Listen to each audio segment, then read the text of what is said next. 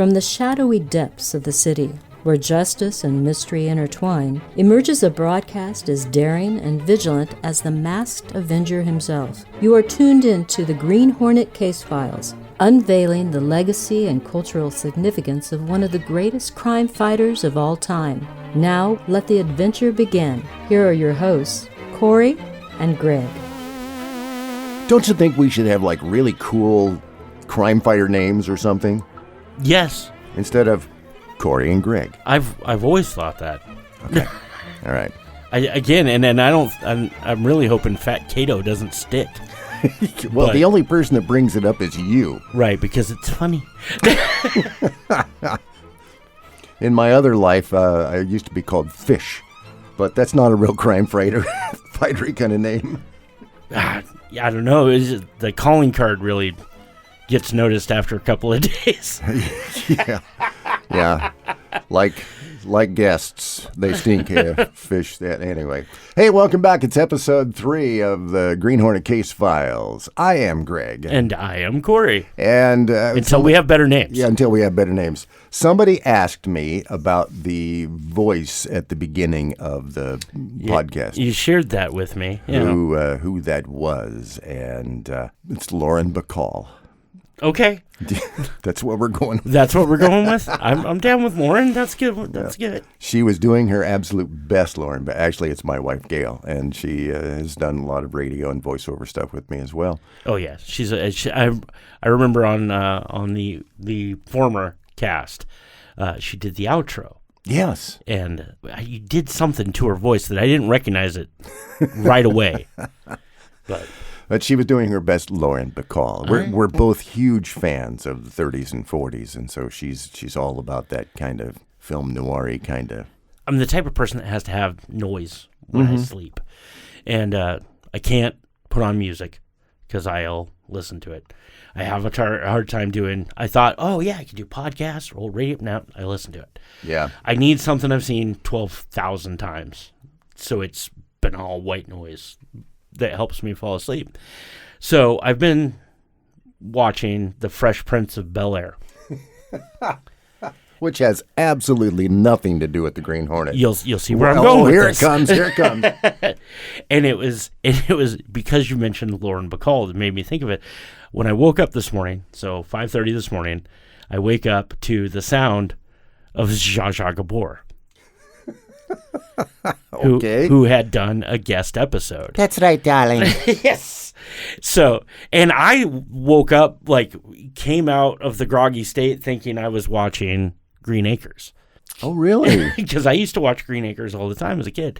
But anyway, so the character she was playing was a mock of herself. Her name was Sonia Lamore or something like that.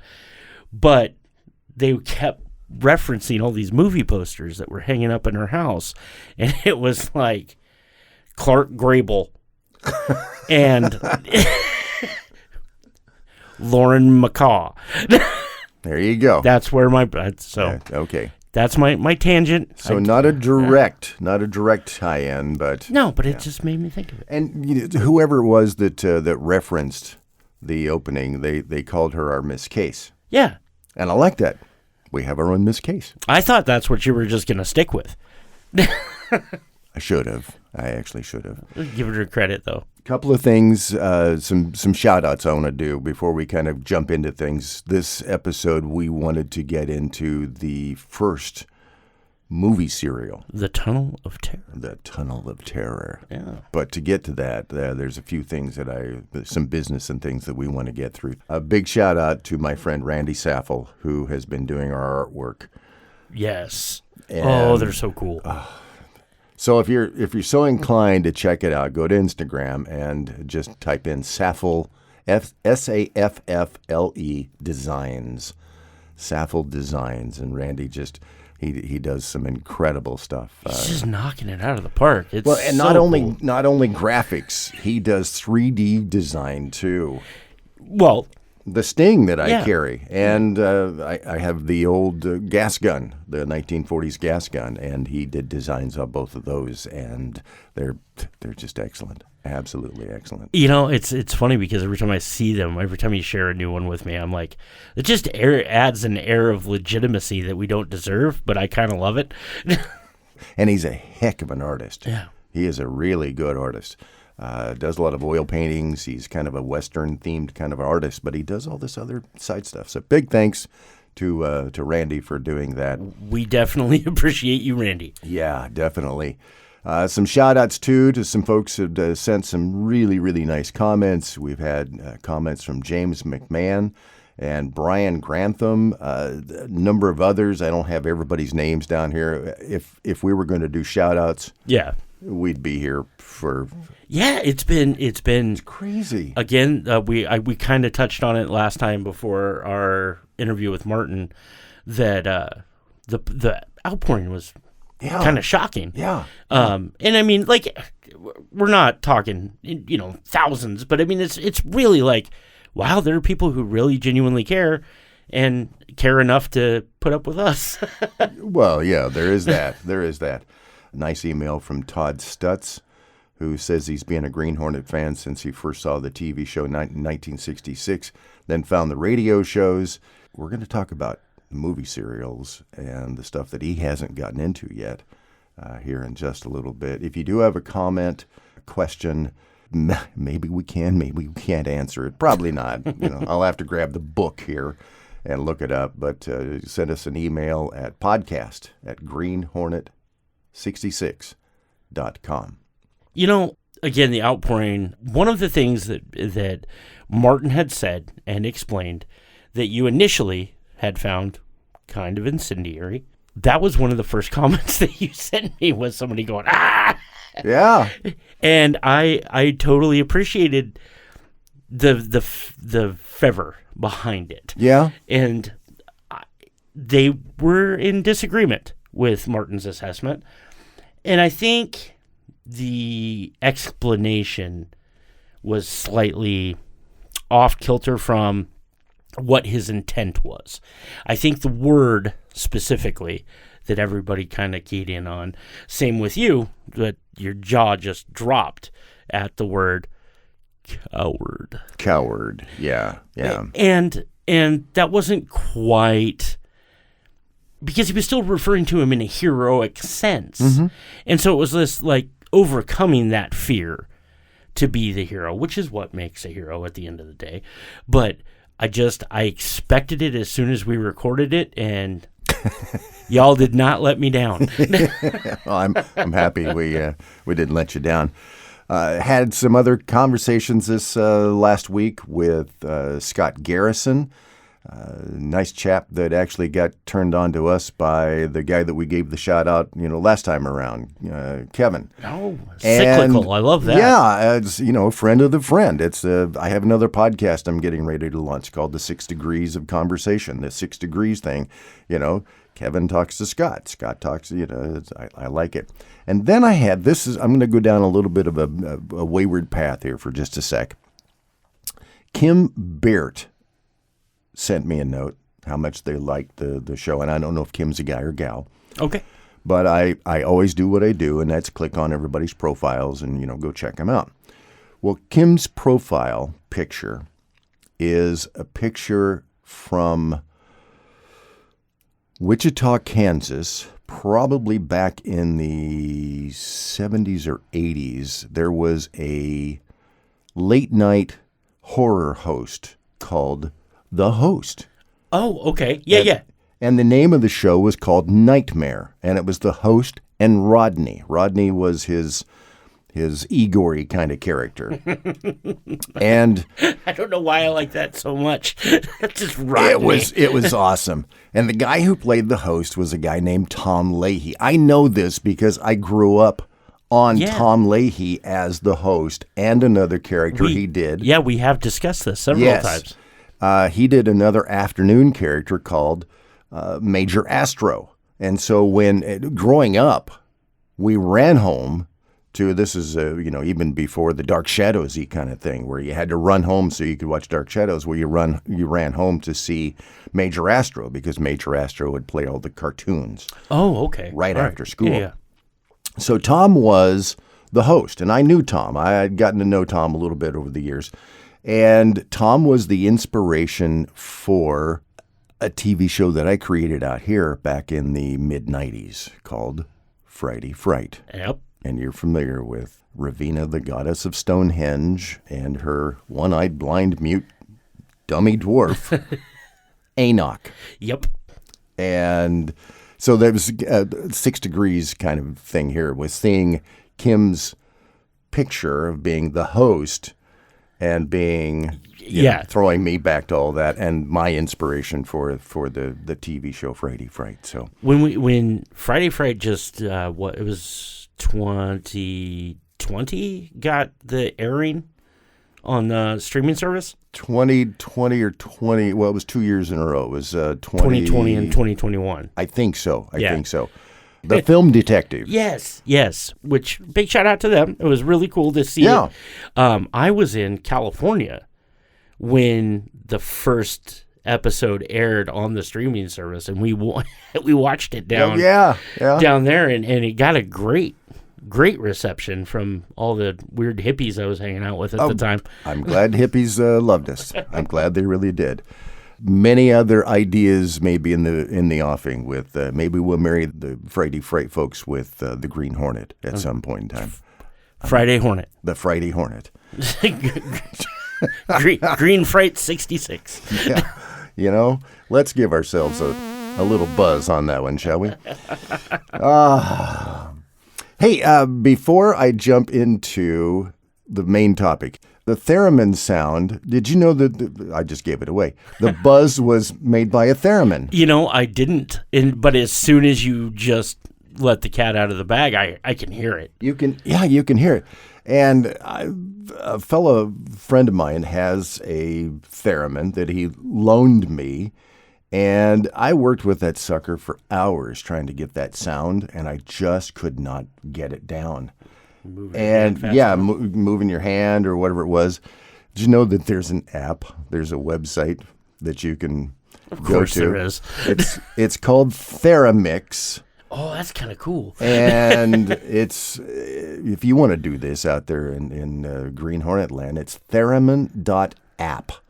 Theremin.app. And you can go into this thing and you can do all sorts of turn off just the rolling glide. off is that just off your mouse pad? It's just off my mouse pad. Oh, that's cool.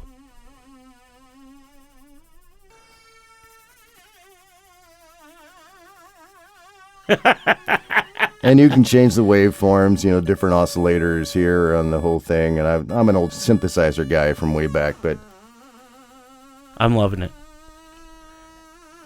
At any rate. I'm just waiting for you to break into Trek, your other passion. Anyway.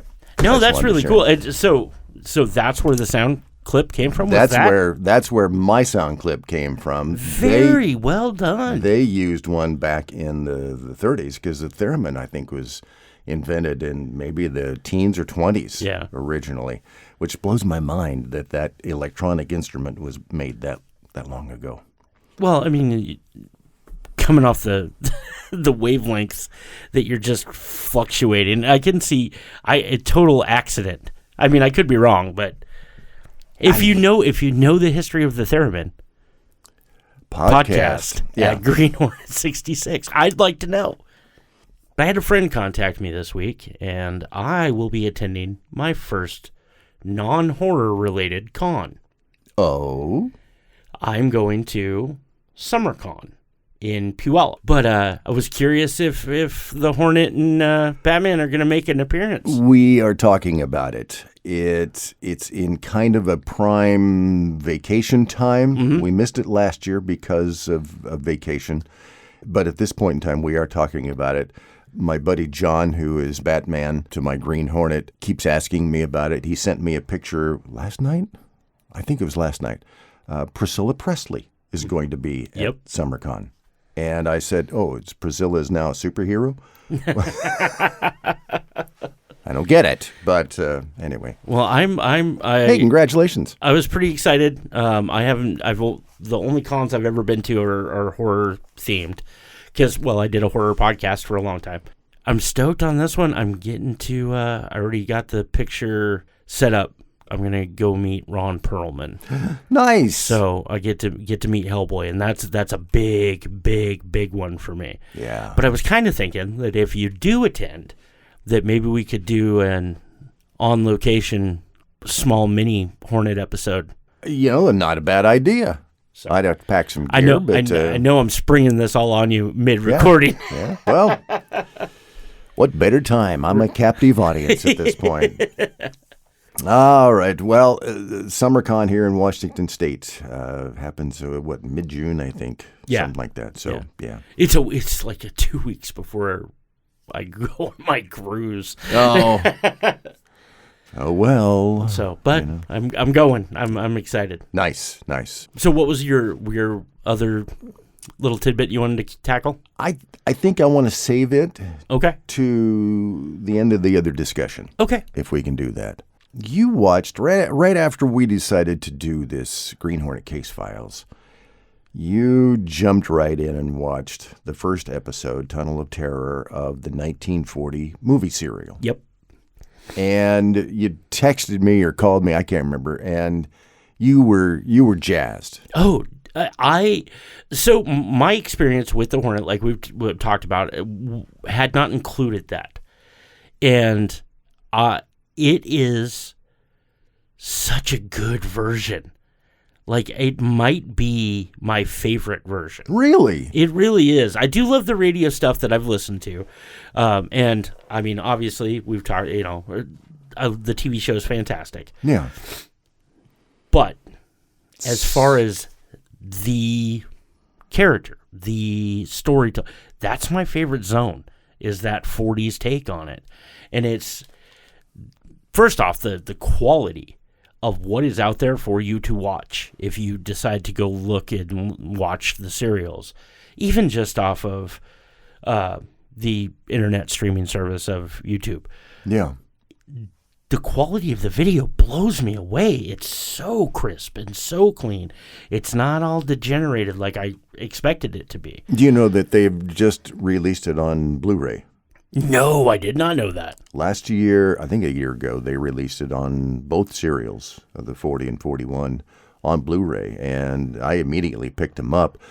I have to be honest and say my Blu-ray player is trashed, and I haven't been able to actually sit and watch it, so I've been watching them from the streaming service from YouTube or wherever it was.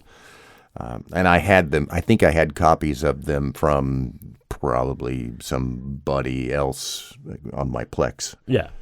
But I can't wait to actually see whether the Blu-rays are any crisper yet than like you're talking about. We should have a night.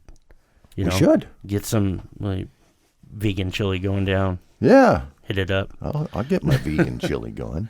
But it just the quality of it alone grabbed me right away. Mm-hmm. But then watching it, man, I'm with you. The Zephyr is a beautiful black beauty. It's wonderful. The storytelling's awesome. Luke, he's just so cool in it too. It's got everything you're looking for. The interesting, and I just watched it again like a couple of nights ago just to kind of refresh my brain on it. And I sat and I've made, a page and a half of notes. And a lot of those notes had to do with Key Luke, because this is the episode where they introduce Kato as, right out of the box, the first thing that you see is he's working on some new device that's supposed to work for the Black Beauty, and they're blowing something up, and I can't remember exactly what it was, but... And, Britt Reed saying, you're really a genius about this. And then it gets brought up about the fact that he is his ethnicity.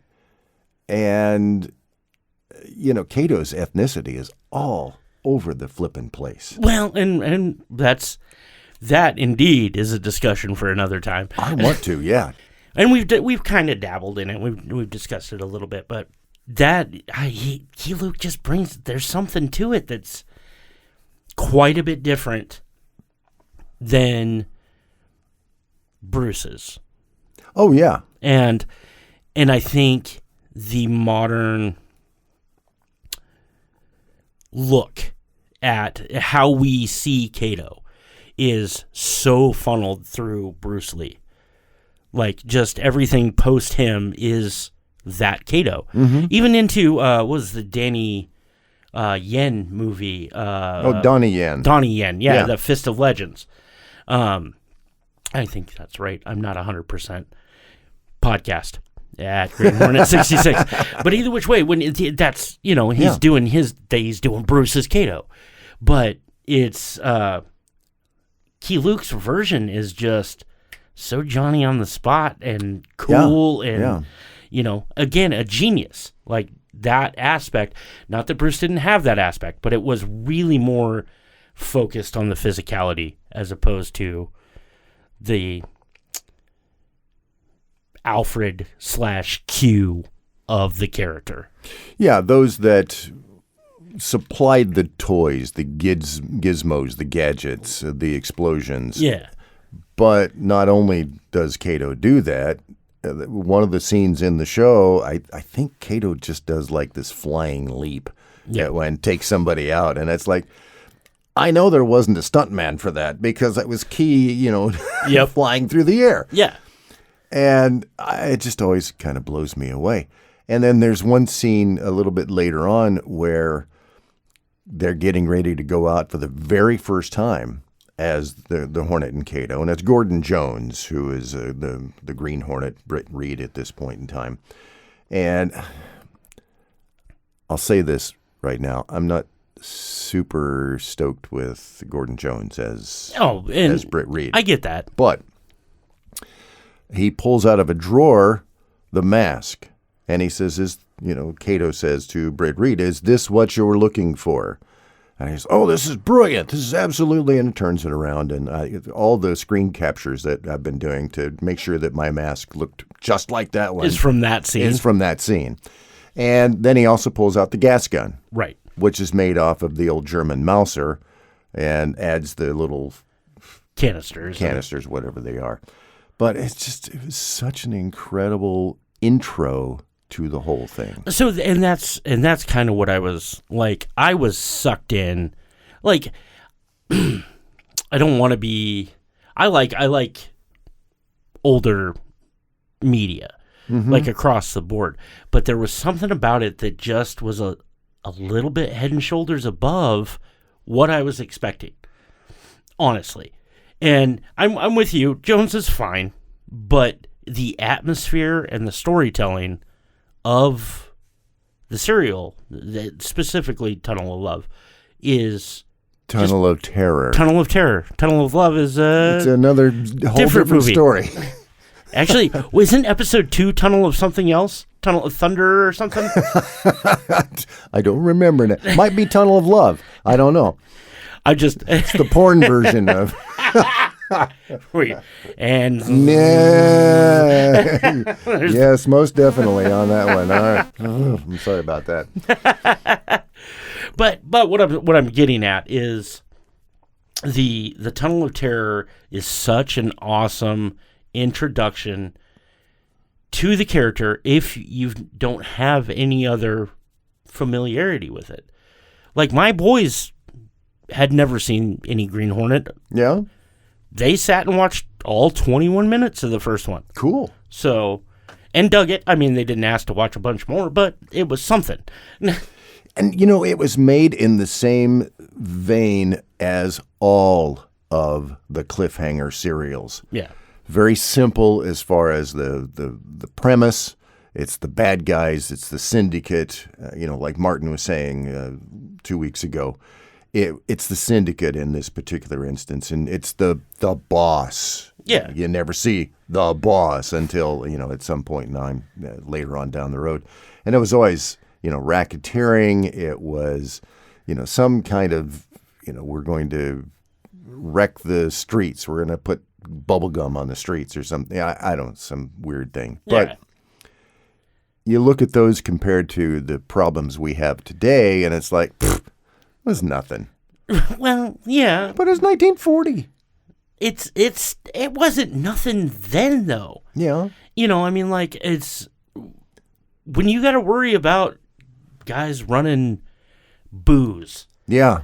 right? It was a deal. As dangerous of a cartel. I shouldn't say as dangerous now, but yeah, everything's escalated. Everything's on steroids now. Yeah. But at the time, it was the same level of heavy culturally, and that's it does seem quaint, air quotes. Yes. But it's not. It's still like if you can just put yourself in that time zone, it gets heavy. It does. They did 13 of the Gordon Jones shows, and each one leads into the next, and it's always, some miraculous escape that, they do. We just watched the very first Phantom from 1940-ish the other night. Same kind of thing. I mean, yeah. It's all that same story arc where, it's this great, terrible danger, and then all of a sudden it's some explosion, or it's falling off a cliff, or, and coming back the next week it's going to be whatever. Well, I mean, and then they just took that same formula and put it in space and gave us Flash Gordon and Buck Rogers. Exactly. all of them. Yeah. Same basic idea. There were a couple of, I don't know if you know this, maybe you do, but when Britt Reed puts on the Green Hornet mask, it's no longer Gordon Jones' voice. No, I didn't pick up on that? I didn't notice that. If you go back and listen, you will not hear Gordon Jones while he has the mask on. No. They wanted to keep consistency with the radio show that had been on the air for 5 years. So they brought in Al Hodge, who was the voice of Britt Reed on the radio show. And as soon as he puts the mask on, all of a sudden his voice changes, and it's Al Hodge. Oh, I did not even key in on that. So pick up on that when you watch it again. Oh, yeah. Now, when they did the next serial, and Warren Hull? Yeah, it's Warren Hull. Replaced Gordon Jones, then Warren must have been in his contract that it's going to be my voice that's doing the thing. But really cool idea that they did that. Just, again, that connection, just one more link in the chain. Yeah. That's cool. Yeah. I really dig that. Yeah. Gordon Jones was the only one, too, that changed. Because when the second serial came along, it was the same Lenore Case, played by Ann Nagel. It was the same Cato, obviously, with Key Luke, and Mike Axford. Yeah. Was Wade Bontler. And they didn't make any kind of reason why, nothing. When they brought the new series back, it was just a different, I don't know. I got no beef with that, because okay. I like the second guy better.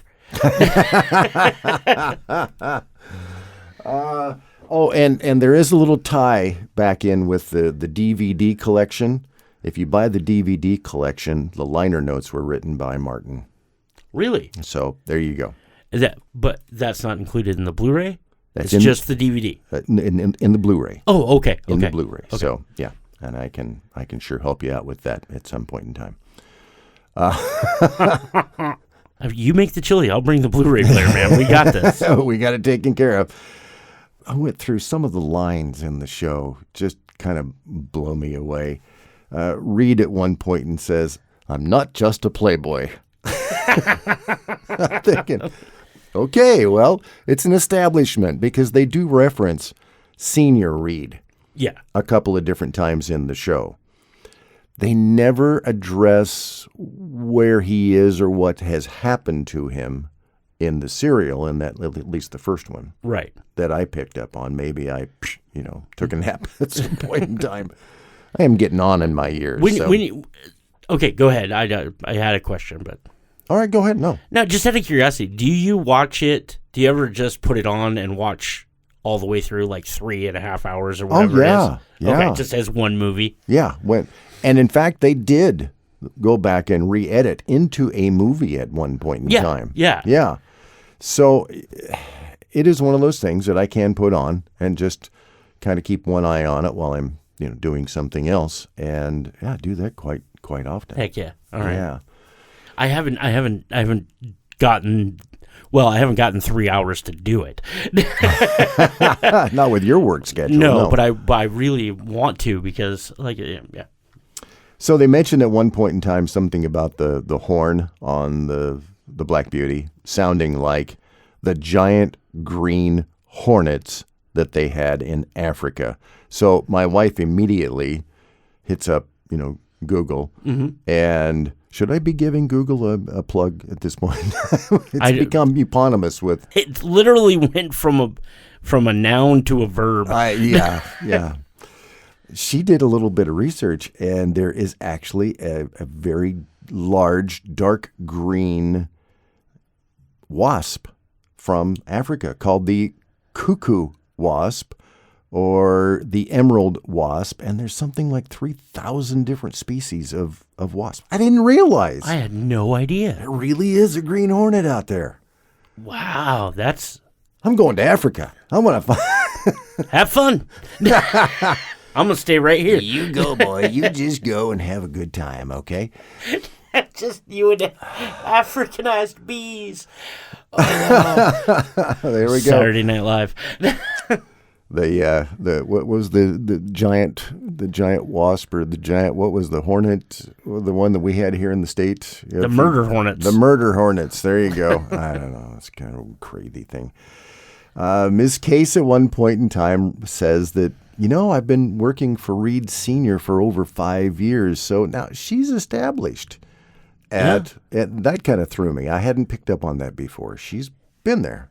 And that kind of falls in with it's just, let's build this world. And it pops off so quick that you just fall right in with, yep, this is what's happening, And that's giving her that history and that little, it goes back to what Martin was saying about the episode Exposed. Yes. When they find out that Britt is the Hornet. Right. And so it's all that buildup already set and ready to rock and roll. Oh, it's nice that everything sort of ties back into itself. Yeah. And does a lot of different callbacks. I made just all sorts of notes here. I talk about the Hornet seal. He shows the Hornet seal at one point in time, and puts it on somebody, that he's knocked out or whatever. That was a nice callback. Obviously, then later on they don't use that so much, right? Like they did in the radio show. They talk about, Miss Case talks about Green Hornet being the modern day Robin Hood. Yeah. To save the city. Yep. Which is even like an aspect of it that kind of feels like it doesn't get touched on a whole lot of his philanthropic end of who Britt is. Yeah.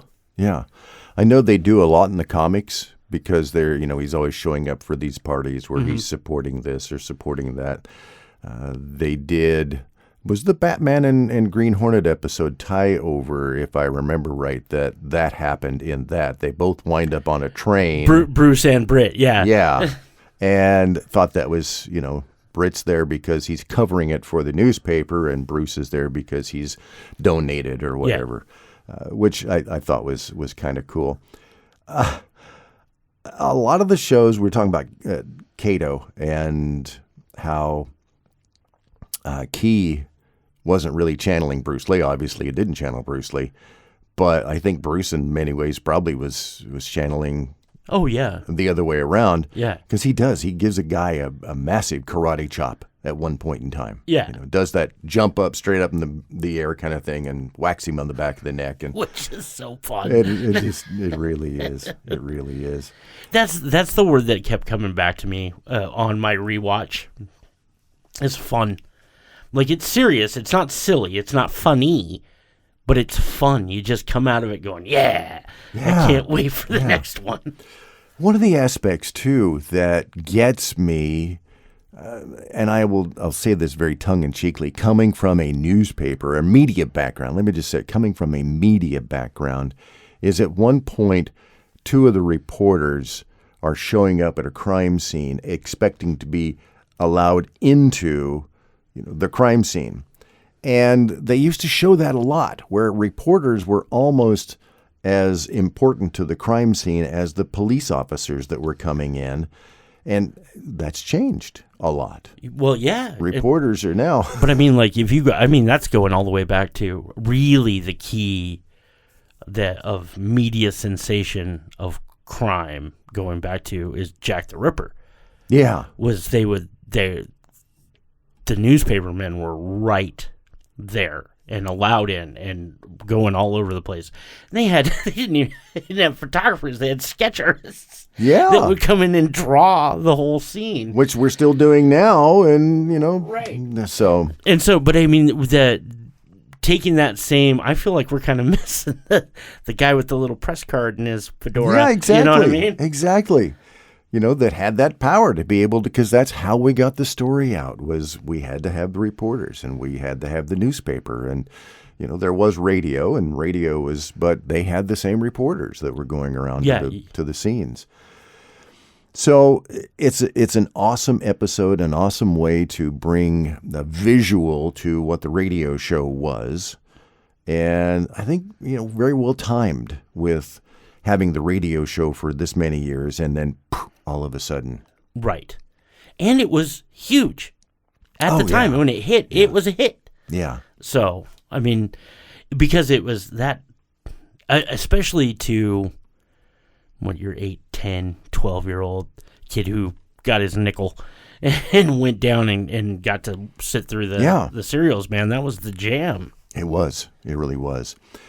Before we jump out of here and drop over into something else, I did want to mention another character. We've talked about the influences on the Green Hornet, the Phantom, the Lone Ranger, Jimmy Dale, all the way back to Scarlet Pimpernel.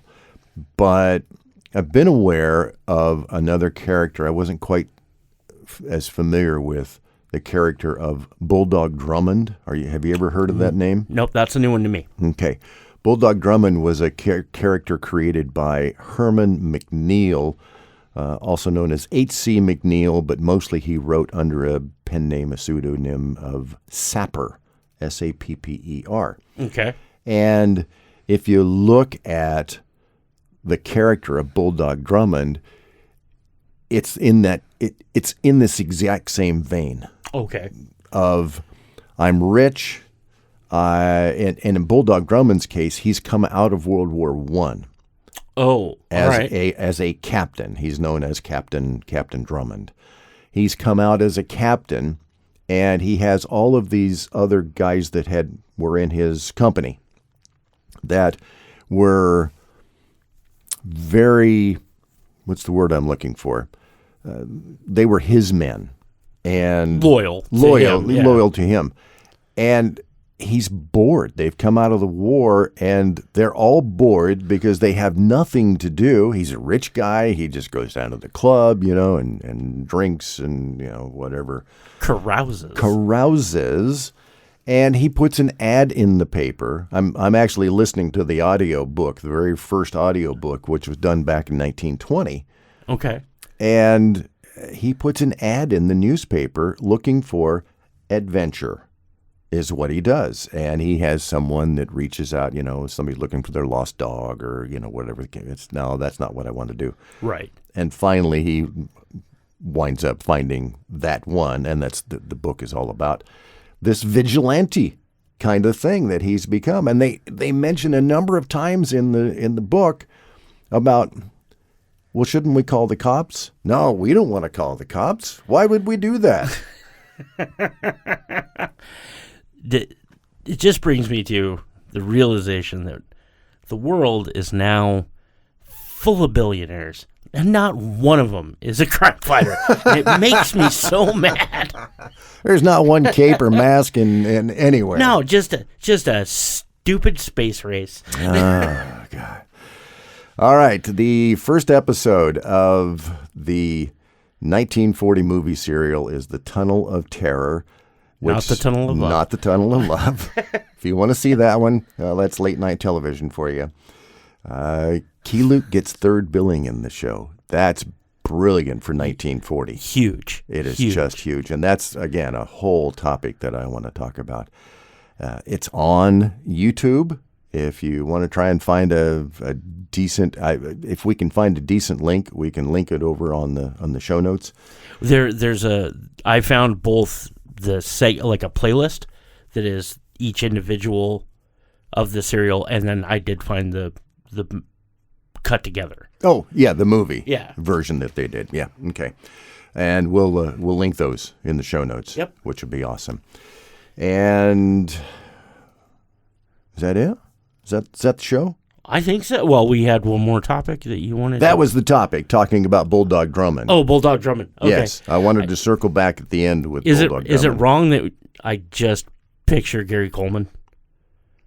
Yes. Okay. Okay.